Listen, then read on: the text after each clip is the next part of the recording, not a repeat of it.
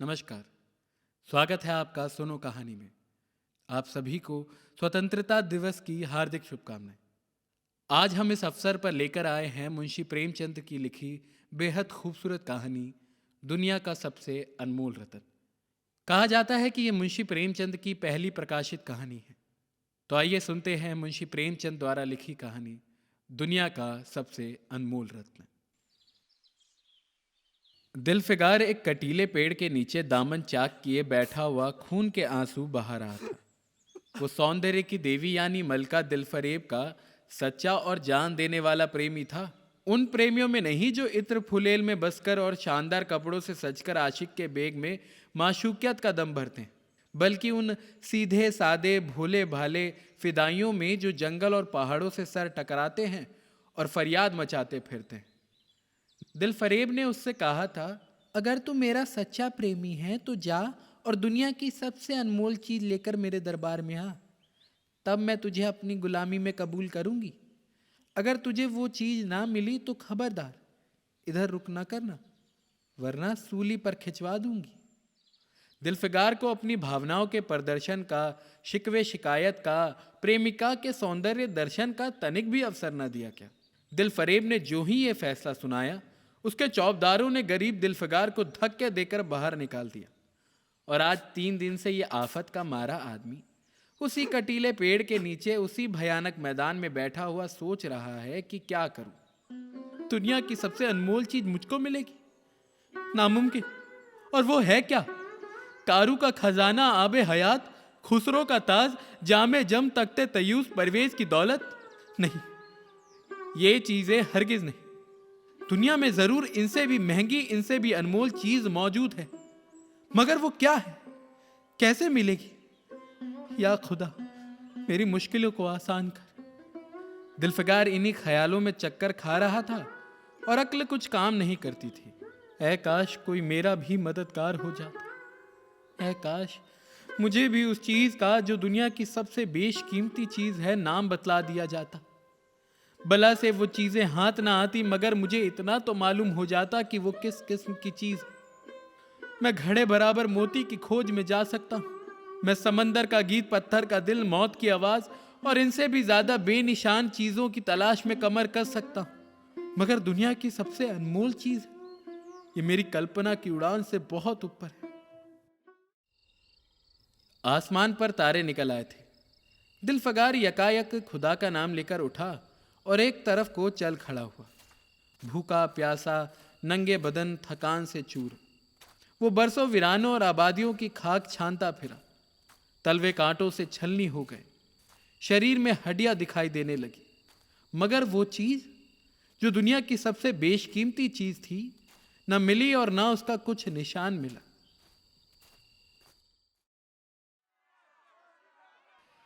एक रोज वो भूलता भटकता एक मैदान में जा निकला, जहां हजारों आदमी गोल बांधे खड़े थे। बीच में कई अमामे और चोगे वाले दड़ियल काजी अफसरी शान से बैठे हुए आपस में कुछ सलाह मशवरा कर रहे थे, और इस जमात से जरा दूर पर एक सूली खड़ी थी।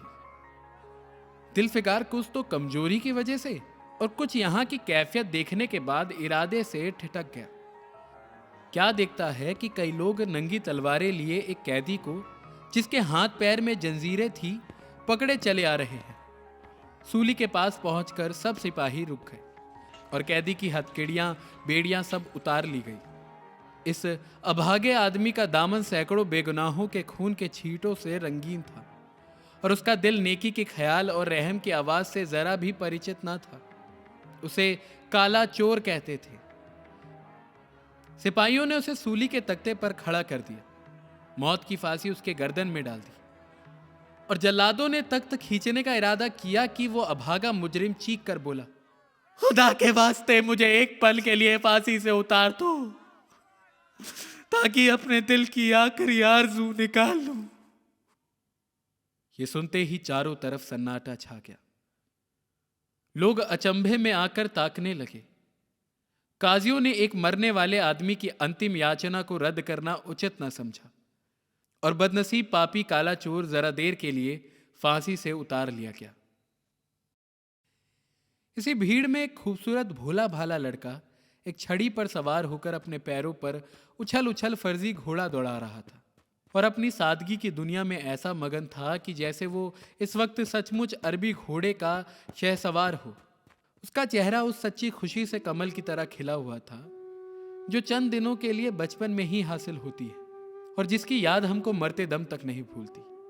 उसका दिल अभी तक पाप की गर्द और धूल से अछूता था और मासूमियत उसे अपनी गोद में खिला रही थी। बदनसीब काला चोर फांसी से उतरा। हजारों आंखें उस पर गड़ी हुई थी। वो उस लड़के के पास आया और उसे गोद में उठाकर प्यार करने लगा। उसे इस वक्त वो जमाना याद आया जब वो खुद ऐसा ही भोला भाला, ऐसा ही खुश व खुर्रम और दुनिया की गंदगियों से ऐसा ही पाक साफ था। माँ गोदियों में खिलाती थी, बाप बलाए लेता था और सारा कुनबा जान न्योछावर करता था। आह, काले चोर के दिल पर इस वक्त बीते हुए दिनों की याद का इतना असर हुआ कि उसकी आंखों से, जिन्होंने दम तोड़ती हुई लाशों को तड़पते देखा और न झपकी, आंसू का एक कतरा टपक पड़ा। दिलफिगार ने लपक कर उस अनमोल मोती को हाथ में ले लिया और उसके दिल ने कहा, बेशक ये दुनिया की सबसे अनमोल चीज है जिस पर तख्ते तायूस और जामे जम और आबे हयात और जर्रे परवेज सब न्योछावर है। इस ख्याल से खुश होता, कामयाबी की उम्मीद में सरमस्त दिलफिगार अपनी माशुका दिल फरेब के शहर मिनोसाबाद को चला। मगर ज्यों ज्यों मंजिलें तय होती जाती थी उसका दिल बैठ जाता था। वो खुद से कहता, जिसे मैं दुनिया की सबसे बेशकीमती चीज समझता हूं, दिल फरेब की आंखों में कद्र ना हुई तो मैं फांसी पर चढ़ा दिया जाऊंगा। लेकिन जो हो सो हो, अब तो किस्मत आजमाई है। आखिरकार पहाड़ और दरिया तय करते करते वो शहर मिनोसाबाद में आ पहुंचा और दिल फरेब की ठ्योड़ी पर जाकर विनती की कि थकान से टूटा हुआ दिल फिगार खुदा के फजल से हुक्म की तामिल करके आया है, आपके कदम चूमना चाहता है। दिल फरेब ने फौरन अपने सामने बुला भेजा और एक सुनहरे पर्दे की ओट में फरमाइश की कि वो अनमोल चीज पेश करे। दिलफिगार ने आशा और भय की एक विचित्र मनस्थिति में वो बूंद पेश की और उसकी सारी कैफियत बहुत पुरअसर लफ्जों में बयान की। दिलफरेब ने पूरी कहानी बहुत गौर से सुनी और वो भेंट हाथ में लेकर जरा देर तक गौर करने के बाद बोली, दिलफिगार, बेशक तूने दुनिया की एक बेशकीमती चीज ढूंढ निकाली। तेरी हिम्मत और तेरी सूझबूझ की मैं दाद देती हूं, मगर यह दुनिया की सबसे बेशकीमती चीज नहीं। इसलिए तू यहां से जा और फिर कोशिश कर, शायद अब की तेरे हाथ वो मोती लगे और तेरी किस्मत में मेरी गुलामी लिखी हो। जैसा कि मैंने पहले ही बतला दिया था, मैं तुझे फांसी पर चढ़वा सकती हूं, मगर मैं तेरी जान बख्शी करती हूं, इसलिए कि तुझमें वो गुण मौजूद है जो मैं अपने प्रेमी में देखना चाहती हूं और मुझे यकीन है कि तू जरूर कभी ना कभी कामयाब होगा। नाकाम और नामुराद दिलफिगार इस माशुकाना इनायत से जरा दिलेर होकर बोला, ए दिल की रानी, बड़ी मुद्दत के बाद तेरी ड्योढ़ी पर सजदा करना नसीब होता है। फिर खुदा जाने ऐसा दिन कब आएंगे। क्या तू अपने जान देने वाले आशिक के बुरे हाल पर तरस ना खाएगी? और क्या तू अपने रूप की एक झलक दिखाकर इस जलते हुए दिलफिगार को आने वाली सख्तियों को झेलने की ताकत ना देगी? तेरी एक मस्त निगाह के नशे में चूर होकर मैं वो कर सकता हूं जो आज तक किसी से ना बन पड़ा हो। दिलफरेब आशिक की ये चाव भरी बातें सुनकर गुस्सा हो गई और हुक्म दिया कि इस दीवाने को खड़े खड़े दरबार से निकाल दो। चौबदार ने फौरन गरीब दिलफिगार को धक्का देकर यार के कूचे से बाहर निकाल दिया। कुछ देर तक तो दिलफिगार अपनी निष्ठुर प्रेमिका की इस कठोरता पर आंसू बहाता रहा और फिर वो सोचने लगा कि अब कहां जाऊं। मुद्दतों रास्ता नापने और जंगलों में भटकने के बाद आंसू की ये बूंद मिली थी। अब ऐसी कौन सी चीज है जिसकी कीमत इस आबदार मोती से ज्यादा हो? हजरत खिज़्र, तुमने सिकंदर को आबे हयात के कुएं का रास्ता दिखाया था, क्या मेरी बाह ना पकड़ोगे? सिकंदर सारी दुनिया का मालिक था, मैं तो एक बेघरबार मुसाफिर हूं।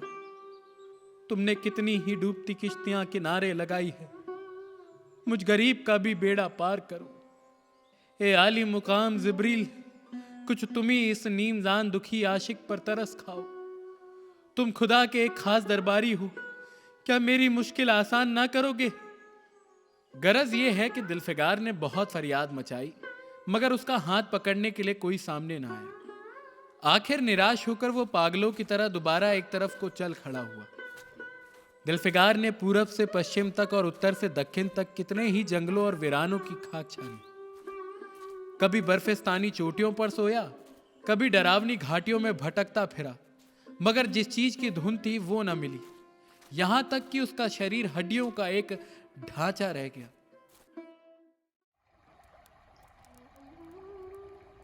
एक रोज वो शाम के वक्त किसी नदी के किनारे खस्ता हाल पड़ा हुआ था। बेखुदी के नशे से चौंका तो क्या देखता है कि चंदन की एक चिता बनी हुई और उस पर एक युवती सुहाग के जोड़े पहने सोलो श्रृंगार किए बैठी। उसकी जांघ पर उसके प्यारे पति का सर है।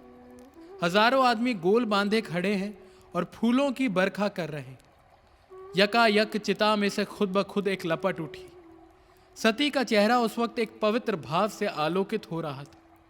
चिता की पवित्र लपटें उसके गले से लिपट गई और दम के दम में वो फूल सा शरीर राख का ढेर हो गया।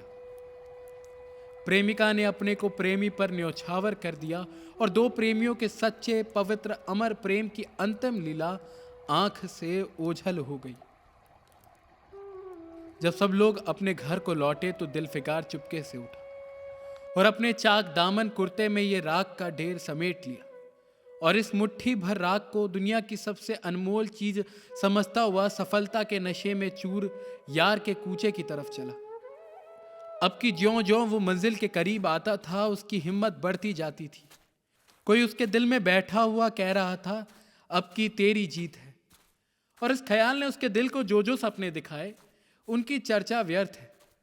आखिरकार वो शहर मिनोसाबाद में दाखिल हुआ और दिलफरेब की ऊंची डोडी पर जाकर खबर दी कि दिलफिगार सुर्खरू होकर लौटा है और हुजूर के सामने आना चाहता है।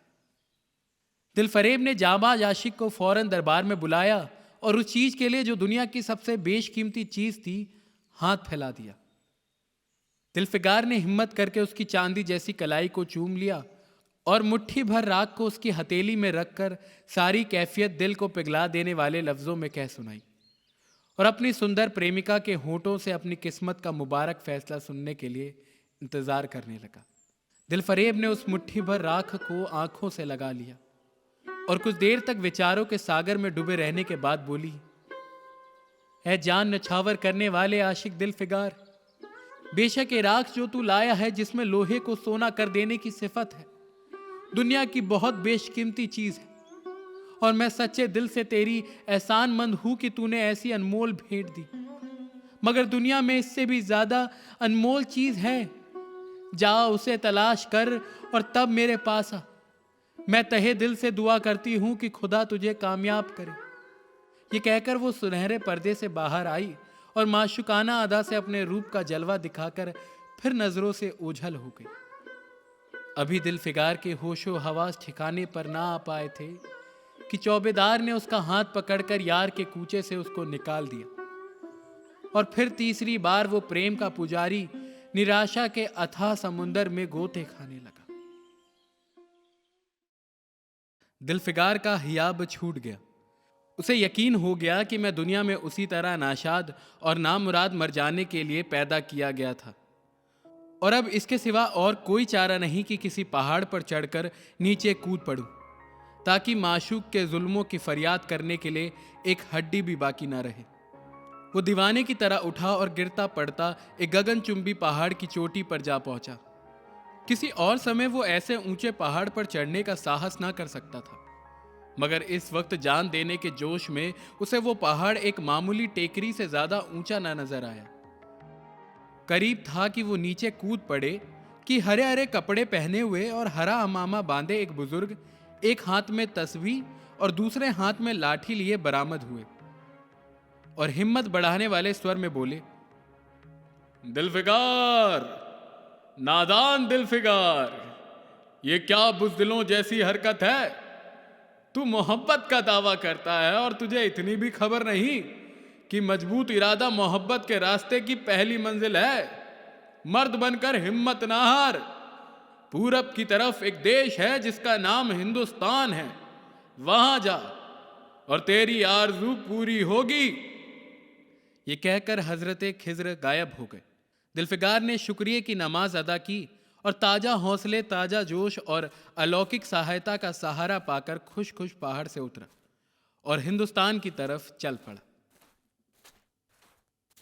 मुद्दतों तक कांटों से भरे हुए जंगलों, आंख बरसाने वाले रेगिस्तानों, कठिन घाटियों और अभंद्य पर्वतों को तय करने के बाद दिलफिगार हिंद की पाक सरजमी में दाखिल हुआ और एक ठंडे पानी के सोते में सफ़र की तकलीफ़ें धोकर थकान के मारे नदी के किनारे लेट गया। शाम होते होते वो एक चटियल मैदान में पहुंचा जहां बेशुमार अधमरी और बेजान लाशें बिना कफन के पड़ी हुई थी। चील, कौवे और वहशी दरिंदे भरे पड़े थे और सारा मैदान खून से लाल हो रहा था। ये डरावना दृश्य देखते ही दिलफिगार का जी दहला गया। या खुदा, किस मुसीबत में जान फंसी। मरने वालों को करहाना, सिसकाना और एड़ियां रगड़कर जान देना, दरिंदों का हड्डियों को नोचना और गोश्त की लोथड़ों को लेकर भागना। ऐसा हौलनाक सीन दिलफिगार ने कभी ना देखा था। यकायक उसे ख्याल आया, ये लड़ाई का मैदान है और ये लाशें सूरमा सिपाहियों की है।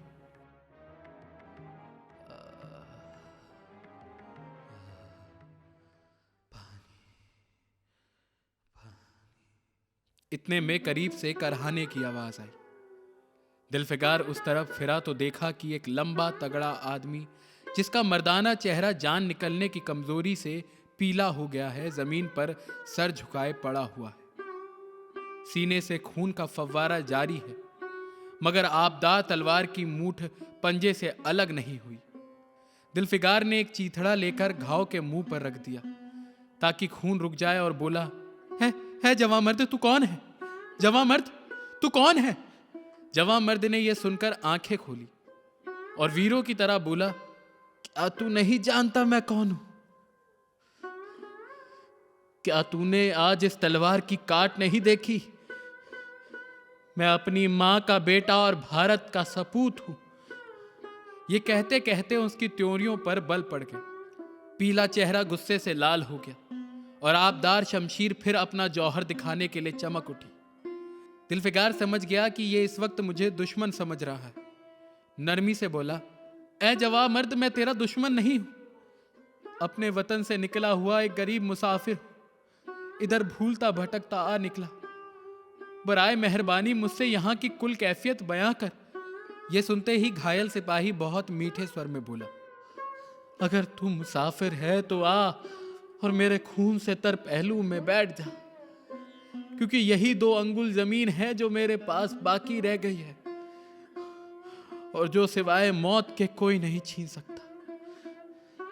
अफसोस है कि तू यहां ऐसे वक्त में आया जब तेरे आतिथ्य सत्कार करने के योग्य नहीं। हमारे बाप दादा का देश आज हमारे हाथ से निकल गया और इस वक्त हम बेवतन हैं। मगर हमने हमलावर दुश्मन को बता दिया, जो लाशें तू देख रहा है ये उन लोगों की है जो इस तलवार के घाट उतरे, और गो कि मैं बेवतन हूं, मगर गनीमत है कि दुश्मन की जमीन पर नहीं मर रहा हूं। क्या तूने ये मरहम रख दिया? खून निकलने दे, इसे रोकने से क्या फायदा? क्या मैं अपने ही देश में गुलामी करने के लिए जिंदा रहूं? नहीं, ऐसी जिंदगी से मर जाना अच्छा। इससे अच्छी मौत मुमकिन नहीं, इससे अच्छी मौत मुमकिन नहीं, इससे अच्छी मौत मुमकिन नहीं।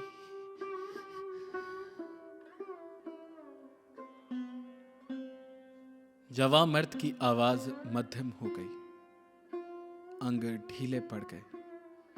खून इतना ज्यादा बहा कि खुद ब खुद बंद हो गया। रह रहकर एकाध बूंद टपक पड़ता था। आखिरकार सारा शरीर बेदम हो गया। दिल की हरकत बंद हो गई और आंखें मूंद गई। दिलफिगार ने समझा अब काम तमाम हो गया कि मरने वाले ने धीमे से कहा, भारत माता की जय। और उनके सीने से खून का आखिरी कतरा निकल पड़ा। एक सच्चे देश प्रेमी और देशभक्त ने देशभक्ति का हक अदा कर दिया। दिलफिगार पर इस दृश्य का बहुत गहरा असर पड़ा और उसके दिल ने कहा, बेशक दुनिया में खून के इस कतरे से ज्यादा अनमोल चीज कोई नहीं हो सकती।